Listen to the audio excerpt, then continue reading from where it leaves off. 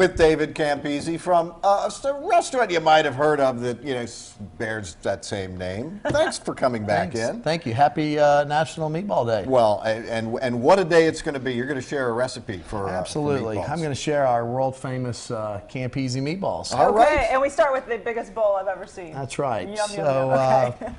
Our meatballs are a little bit special. I'm going to give you a couple of our secrets what we do. So first off, we start off here. I've mixed ground beef, some fresh pork, and a little bit of veal in here. Oh. And we're going to start by spreading this out. Fresh garlic. You want to crack an egg for me? Sure. You do one, I'll do one. Okay. I don't trust him. Oh, you're better at it than me. Oh, I probably got some shell in here too. We won't tell. All right. We're going to do 4 eggs in here. Oh, look, he did 3 in the time I did 1. That's all right. I've been doing this a while. Fresh grated Romano cheese for our meatballs. Okay. We've got our leaf parsley and a couple of secret ingredients in here I have to tell you, okay?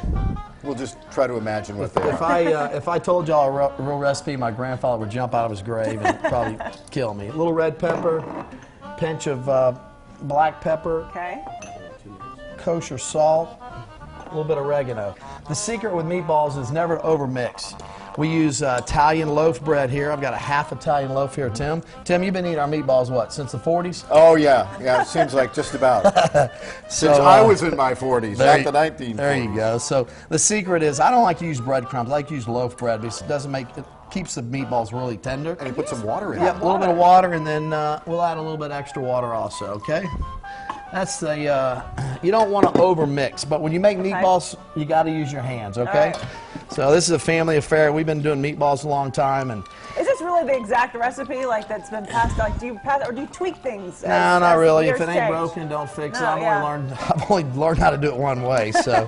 Might as well just keep it that way. My Aunt Joanne eats meatballs every single day, breakfast, Really? lunch, and dinner. She's our quality control family member, and she can drive down Mockingbird and smell them and know if they're done it's cooked correctly. right. So, awesome meatballs here, as you can see. See how tender they are? And we'll squeeze them out. But you don't want to overmix. If you overmix, they get really tough. But at Campisi's, everything is handmade and homemade. Wow. So I like to mix this, and I like to put it in the refrigerator for 24 hours, okay? Oh, okay. After Wow. that. So there you go. They firm up a little bit for you. Yes, sir. They firm up, but this is the one I mixed yesterday. You'll see how tender it is. Right, and then you get the balls there. How long do you have to cook these guys up? We're going to brown these. Some people boil them, some people Okay. broil them. I like to fry them with olive oil. So we'll do Okay. some eggs, but we've got olive oil here. Little golf-sized ball meatballs. We'll brown these. So you brown them and then you stick them in the oven? Yeah, we'll For how simmer. long?